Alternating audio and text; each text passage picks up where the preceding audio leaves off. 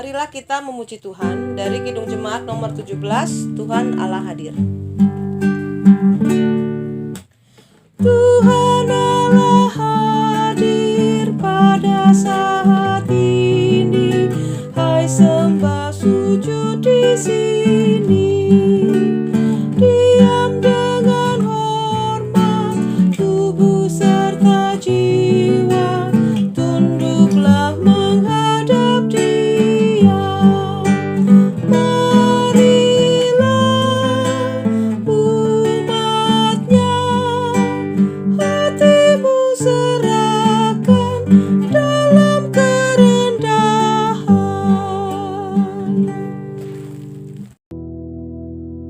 Mari kita satu di dalam doa. Bersyukur ya Allah Bapa, pagi hari yang indah Tuhan masih berikan kepada kami untuk kami dapat bersama beribadah. Di balik persekutuan teruna, kami berdoa Tuhan walaupun tempat kami terpisah. Di roh kami, roh yang berkumpul bersama, satu hati, satu pikiran untuk memuji dan memuliakan nama Tuhan. Hatilah kami juga untuk dapat mengerti akan firman yang akan disampaikan oleh kakak kami. Berkatilah ibadah kami Tuhan, pimpinlah ibadah kami dengan Roh Kudus-Mu. Di dalam nama Tuhan Yesus kami berdoa dan bersyukur. Amin.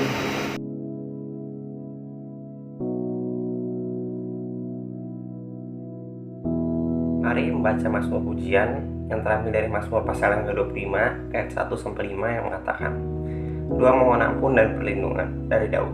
Kepadamu ya Tuhan, ku angkat jiwaku. Allahku, kepadamu aku percaya. Janganlah kiranya aku mendapat malu. Janganlah musuh-musuhku beriari atas aku. Ya, semua orang yang menantikan Engkau takkan mendapat malu. Yang mendapat malu ialah mereka yang berbuat khianat dengan tidak ada alasannya. Beritahukanlah jalan-jalanmu kepadaku ya Tuhan. Tunjukkanlah itu kepadaku. Bawalah aku berjalan dalam kebenaran-Mu dan ajarlah aku, sebab Engkaulah Allah yang menyelamatkan aku. Engkau ku nanti-nantikan sepanjang hari. Kita memuji Tuhan dari Kidung Jemaat 49, Firman Allah jayalah.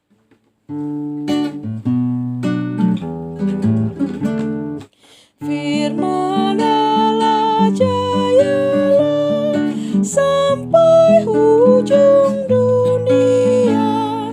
Kita pun dipanggilnya untuk hidup yang bakal.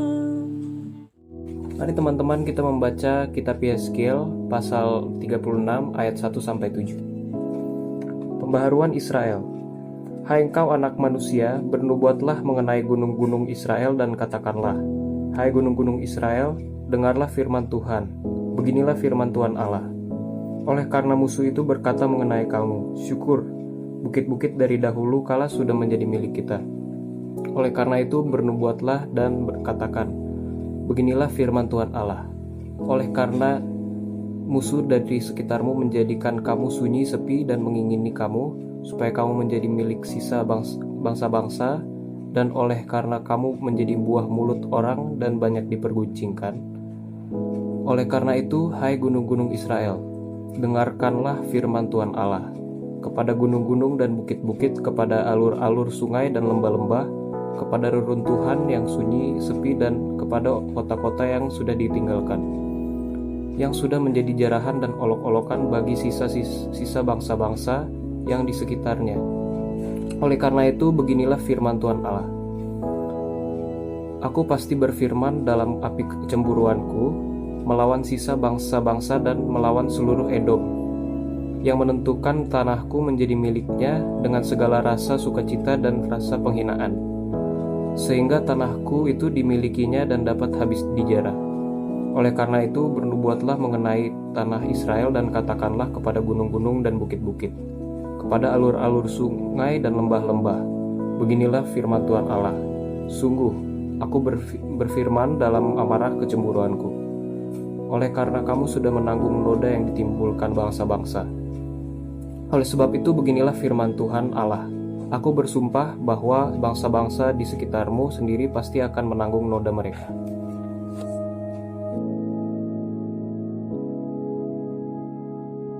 Halo adik-adik sekalian, apa kabar? Selamat pagi, senang bisa berjumpa dengan adik-adik sekalian meskipun kakak berada jauh ya. Kakak berada di Papua sekarang nih, tepatnya di Tembagapura, Timika, Tembagapura. Kita berbeda waktunya 2 jam loh. Di Papua itu lebih cepat 2 jam. Jadi artinya kalau misalnya di Jakarta sekarang jam 9, sekarang di Papua itu sudah jam 11 siang ya. Kayak gitu. Senang bisa berjumpa dengan Aderi kembali. Kakak mau menyapa kalian dengan salah satu bahasa yang ada di sini, bahasa Papua. Ada salah satu suku di sini namanya suku Amome. Kakak akan menyapa dalam bahasa tersebut. Amole. Amole itu artinya apa kabar, gitu ya. Jadi ingat ya, Amole, apa kabar. Baik, sebelum kita melanjutkan atau membahas tentang firman Tuhan pada pagi hari ini, kakak mau mengucapkan turut berduka cita atau berbelasungkawa kepada Kak Jovi, yang telah dipanggilnya Mama tercinta ke pangkuan Bapa di surga. Semoga Kak Jovi dan keluarga diberikan kekuatan oleh Tuhan yang Maha Kuasa. Baik, sebagai informasi saja adik-adik, bahwa kitab Yeskiel ini yang kita akan bahas gitu ya, itu dibagi ke dalam 4 bagian. Baik, bagian yang pertama itu pasal 1 sampai dengan 24 itu menceritakan tentang nubuat-nubuat melawan Israel. Artinya apa? Artinya bangsa Israel itu nanti akan dijajah atas perkenanan Allah tentunya, ya. Yang kedua, bagian kedua itu adalah pasal 25 sampai dengan 33, itu mengenai nubuat-nubuat melawan bangsa-bangsa, ya. Jadi setelah bangsa Israel ditaklukkan oleh bangsa-bangsa lain, lalu di ayat 25 dan 33 itulah bagaimana nubuat-nubuat tentang nantinya bangsa Israel akan melawan kembali bangsa-bangsa tersebut, itu yang telah menjajahnya. Nah, di bagian ketiga itu pasal 33 sampai 39 itu nubuat-nubuat tentang pengharapan bagi Israel. Nah, bagian yang terakhir, bagian keempat itu pasal 40 sampai 48 itu mengenai penglihatan-penglihatan tentang zaman baru. Nah, yang bahas pagi hari ini adalah di bagian ketiga. Ya, di bagian ketiga itu tentang pengharapan bagi bangsa Israel, ya. Baik. Kakak mau tanya dulu. Adik-adik tahu nggak siapa itu Yeskiel? Ayo, ada yang tahu nggak siapa itu Yeskiel? Oke, Yeskiel itu adalah seorang nabi, gitu ya. Yeskiel itu adalah seorang nabi yang hidup pada zaman bangsa Yehuda atau Israel pada saat pembuangan di Babel. Nah, pada waktu itu Babel itu rajanya adalah Nebukadnezar, ya, pada waktu itu. Oke, baik. Tadi yang kakak bilang itu Yeskiel itu menceritakan nubuat-nubuat itu kepada bangsa Israel, gitu ya. Baik. Ia melayani tentunya dengan setia selama kurang-kurangnya menjadi seorang nabi itu 22 tahun dari penjajahan Babel. Jadi selama 22 tahun dia mengabdi sebagai seorang imam. Nah, konteks sebagai imam. Nah, yang ada juga perlu ketahui yang tadi kakak sudah bilang bahwa Yeskiel ini menulis kitab Yeskiel ini pada zaman pembuangan bangsa Yehuda atau Israel di Babel. Itu sekitar tahun 593 sampai 571 sebelum Masehi. Gitu ya. Nah, pada saat itu Raja Israel atau Yehuda adalah Yoyakim. Dan akhirnya dia mati gitu ya di pembuangan di Babel, lalu digantikan oleh anaknya Yoyakin. Lalu Yoyakin juga ditaklukkan oleh Nebukadnezar, Raja Babel, gitu ya. Nah, pada saat masa pembuangan, tentunya ada banyak sekali kehilangan, gitu ya, bangsa Israel. Kehilangan ini dalam hal apa, adik-adik? Kehilangan dalam hal harta benda atau kehilangan dalam hal kebebasan. Kebebasan dalam arti apa? Kebebasan untuk berpendapat, kebebasan untuk beragama, gitu ya. Ada banyak hal tentunya yang di mana Yeskiel sendiri ini yang menulis kitab Yeskiel, gitu ya. Jadi yang menulis kitab Yeskiel ini adalah Nabi Yeskiel itu sendiri, gitu ya. Nah, ia ini berasal dari Nabi Yeskiel, gitu ya, berasal dari keluarga imam dan tinggal di Yerusalem itu selama 25 tahun, gitu ya. Nah, Nabi Yeskiel ini sedang dalam pendidikan untuk menjadi imam di bait suci ketika dibawa ke Babel. Gitu ya, dia jadi hidup selama 25 tahun. Nah, pada saat dia bawa ke Babel itu dia dalam pendidikannya untuk menjadi seorang imam. Gitu ya. Sekitar tahun 597 sebelum Masehi, gitu ya, ketika ia dibawa ke Babel. Nah, sekitar 5 tahun kemudian, artinya umur 30 tahun, Yeskiel itu menerima panggilan sebagai seorang nabi dan penugasan ilahinya. Nah, adik-adik tahu nggak apa tugas seorang nabi? Tugas seorang nabi itu adalah bagaimana ia nanti akan menyampaikan kepada umatnya, gitu ya, tentunya kepada bangsa Israel, mengenai nubuat-nubuat apa atau perbuatan-perbuatan apa yang akan Allah lakukan di masa yang akan datang. Luar biasa ya, di masa yang akan datang loh, gitu ya. Itu karena apa?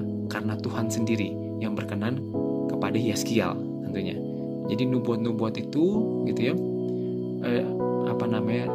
Yeskiel yang sebagai seorang nabi itu nanti yang akan menceritakan nubuat-nubuat itu kepada lalui oleh bangsa Israel, atau banyak penderitaan yang dilalui bangsa Israel pada saat masa pembuangan di Babel, gitu ya. Nah, dan tentunya juga tetapi dalam hal ini, maksud kakak, Tuhan itu begitu besar, gitu ya. Allah itu begitu menyayangi mereka, gitu ya. Tentunya pada saat pembuangan itu Allah tetap bersama-sama dengan bangsa Israel meskipun mereka ada dalam pembuangan. Nah, yang ada perlu ketahui juga bahwa ketika bangsa Israel itu ada di pembuangan itu atas seizin Allah juga. Adik-adik tahu nggak kenapa? Karena kita tahu bahwa bangsa Israel yang tegar tengkuk, gitu ya, artinya bebal. Artinya bebal apa? Tidak melakukan hal-hal apa yang harusnya mereka lakukan sesuai dengan firman Tuhan. Banyak hal yang dilakukan yang menyakiti hati Tuhan, gitu ya, sehingga Tuhan mengizinkan bangsa Israel untuk dijajah atau dibuang, gitu ya, di dalam pembuangan. Salah satunya adalah di Babel ini. Nah, tugas dari seorang Yeskiel ini adalah memberikan kekuatan kepada bangsa Israel walaupun mereka di dalam pembuangan, gitu ya. Allah tetap menyertai walaupun mereka dalam kesulitan apapun, gitu ya. Tuhan melalui Nabi Yeskiel mengingatkan kepada bangsa Israel bahwa Tuhan tetap menyertai mereka. Gitu ya. Itulah hebatnya Tuhan kita ya, penuh kasih. Meskipun bangsa Israel banyak berbuat dosa, gitu ya, menyakiti hati Allah, tetapi Tuhan tetap menyertai mereka, gitu ya. Yang tadi makanya kakak bilang di dalam bagian yang ketiga ini bahwa itu yang dibahas adalah bagaimana Tuhan atau Allah itu adalah sumber pengharapan bagi bangsa Israel, seperti itu. Oke, dengan di dalam pembuangan tersebut tentunya Yeskiel mengingatkan kepada bangsa Israel, satu, untuk kembali bertekun kepada Allah. Yang kedua, dengan bertekun kepada Allah, Allah tentunya akan membebaskan mereka dari pembuangan di Babel, gitu ya. Nah, membebaskan ini maksudnya itu memulihkan mereka dari penjajahan Babel, gitu ya.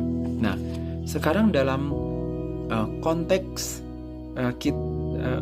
kita pada saat ini, kita tahu bahwa ada banyak mungkin penderitaan ya, tapi artinya penderitaan ini atau kehilangan kebebasan pandemi COVID-19 ini yang terjadi pada kita, gitu ya.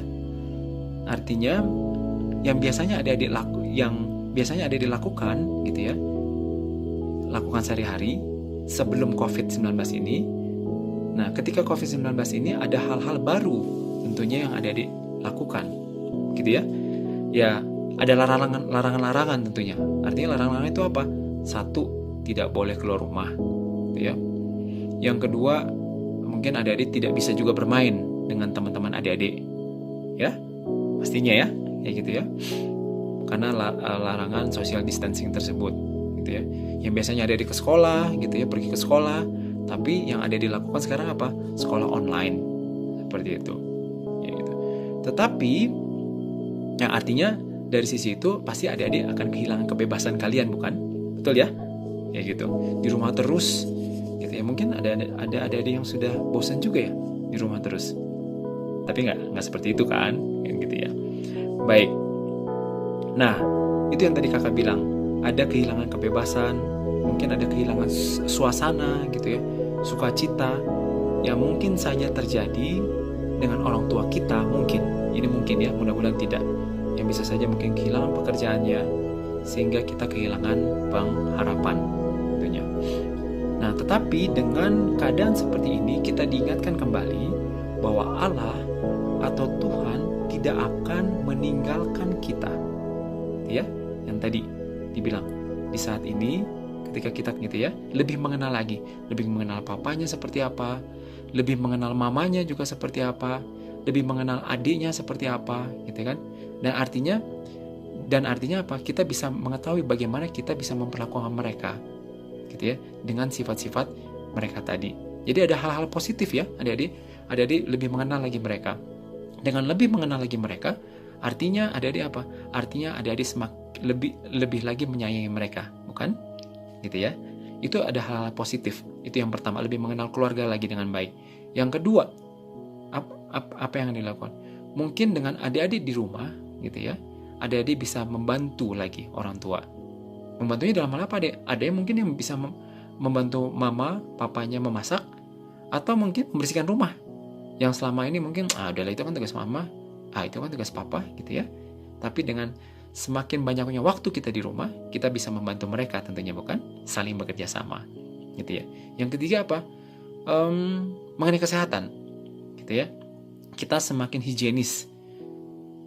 Setiap kita habis melakukan kegiatan atau aktivitas di rumah, tentunya kita harus apa? Cuci tangan, gitu ya. Dengan dengan sabun, gitu ya. Bersih-bersih, mandi, gitu ya. Seperti itu. Jadi ada hal-hal positif tentunya yang kita lalui selama kita di rumah. Seperti itu. Nah, dalam firman Tuhan pada pagi hari ini, gitu kan, yang tadi kakak bilang, ada hal-hal positif atau kehilangan suasana atau sukacita yang kita tidak pernah alami sebelumnya, gitu ya. Bahwa percayalah bahwa Tuhan pasti selalu beserta dengan kita. Apa yang mau diajarkan di sini kepada kita semua? Yang pertama, Allah tetap bersama-sama dengan kita. Yang kedua, tentunya pertolongan Allah itu ada selalu kepada kita. Yang ketiga, apa yang harus kita lakukan? Kita harus mengandalkan Tuhan dimanapun kita berada, tentunya, betul ya? Dengan keterbatasan yang ada, gitu ya, yakinlah dan percayalah bahwa pastinya ada hal-hal positif juga yang adik-adik bisa lakukan. Salah satunya apa, adik-adik? Adik-adik mungkin bisa semakin mengenal orang-orang di sekitar kalian. Mengenal siapa, adik-adik? Papa mama kalian mungkin, adik atau kakak kalian, gitu ya.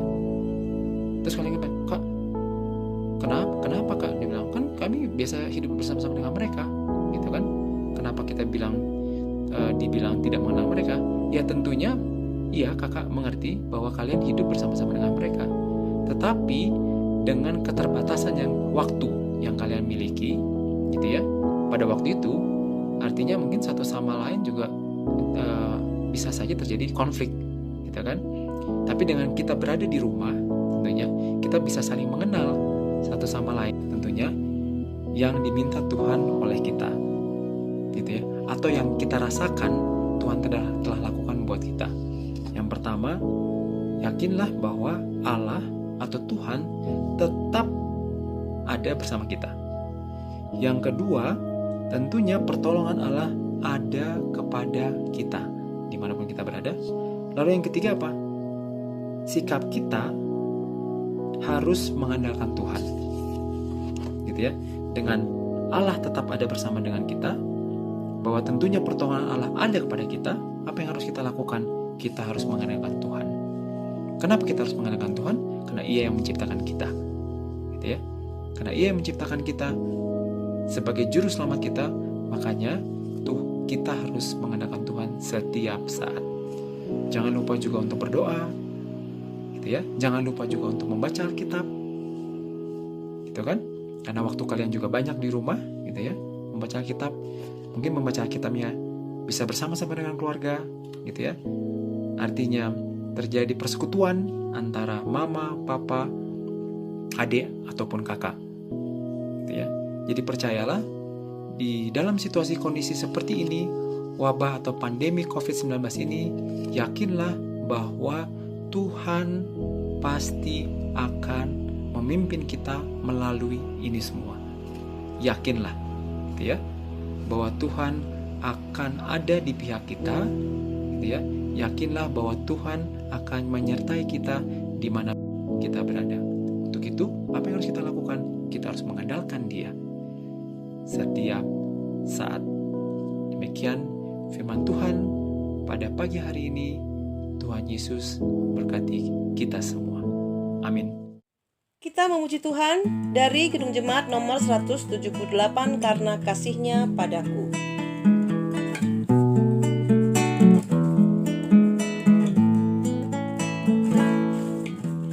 Karena kasih-Nya padaku, Yesus datang ke dunia. Ia telah memberi hidupnya gantiku yang berjelang. Oh, betapa mulia dan ajaib kuasa-Nya, kasih juru selamat dunia menebus manusia.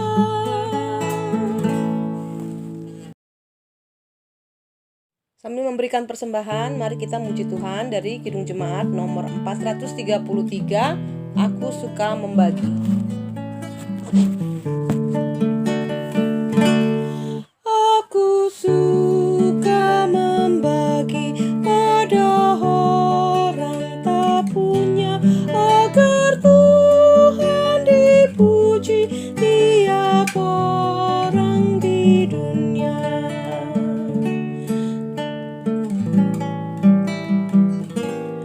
Pun kepada Tuhanku ku beri persembahan, tangan kiri tak tahu apa laku yang kanan. Teman-teman serta kakak layan, marilah kita bersatu di dalam doa. Ya Allah Bapa, sumber kehidupan dan berkat, kepadamu kami memberikan persembahan kami ini. Terimalah persembahan syukur kami, sebagaimana kami pun telah memberikan diri kami, seperti Kristus telah berkorban untuk kami. Terima kasih ya Tuhan. Amin. Kita memuji Tuhan dari Kidung Jemaat nomor 350, Oh berkati kami.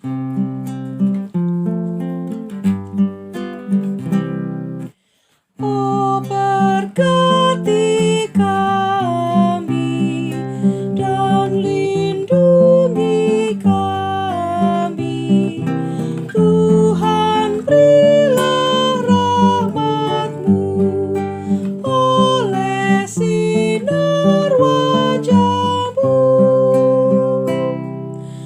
Amin.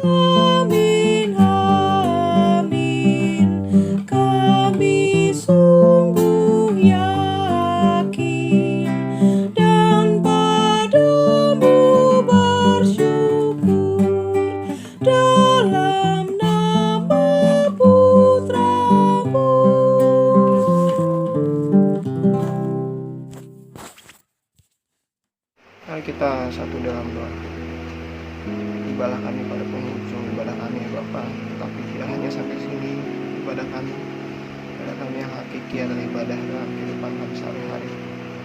Kami berdoa supaya kami tidak menjadi pendengar firman Tuhan saja, tapi menjadi pelaku firman Tuhan yang baik dalam kehidupan kami. Ya Bapa, kami berdoa dalam doa ini kami berdoa untuk keluarga kami, saudara kami dimanapun kami ditempatkan oleh Tuhan. Kami berdoa supaya keluarga kami selalu sehat dalam menjalani kesehariannya, terhindar dari segala virus COVID-19 sedang mewabah di Indonesia ini Bapak. Kami berdoa Tuhan juga bagi teman-teman dan saudara kami, bahkan orang tua kami yang mungkin sedang dalam keadaan tubuh yang tidak baik. Kami berdoa supaya lawatan tangan Tuhan, kuasa mujizat kesembuhan Tuhan terjadi dalam kehidupan kami dan saudara-saudara beserta keluarga kami, sehingga kami dapat berkumpul bersama untuk memuliakan dan memuji nama Tuhan kembali. Bapa dalam kerajaan surga, kami juga mendoakan GBB Jemaat Nazaret dalam segala kegiatan pelayanan dan ibadah online Tuhan yang dijalankan. Berdoa Tuhan untuk tim streaming multimedia yang menjalankan segala tugasnya sehingga ibadah online ini tetap berjalan setiap minggu. Berdoa bagi para pendeta dan majelis yang bertugas juga untuk melayani kami, lindungi dari segala penyakit dan virus-virus itu menjauhkan daripada mereka.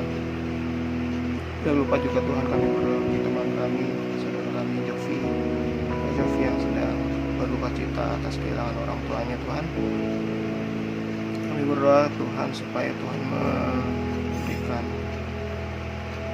penghiburan dan kekuatan bagi Pak Jovi untuk dapat menjalani hari-harinya. Kami berdoa supaya Tuhan memberikan semangat juga bagi Kak Jovi untuk dapat mengerjakan segala pekerjaannya maupun pelayanannya dengan baik, walaupun tanpa kehadiran orang tuanya. Kami yakin percaya bahwa Tuhan punya rencana yang indah dalam kehidupan Kak Jovi, dan biar itu semua terjadi atas kehendak Tuhan. Inilah doa kami ya Bapa, yang tidak sempurna ini. Ya Tuhan, berkati kami segala kehidupan yang kami jalani sehari-hari. Dalam nama Tuhan Yesus kami berdoa dan bersyukur.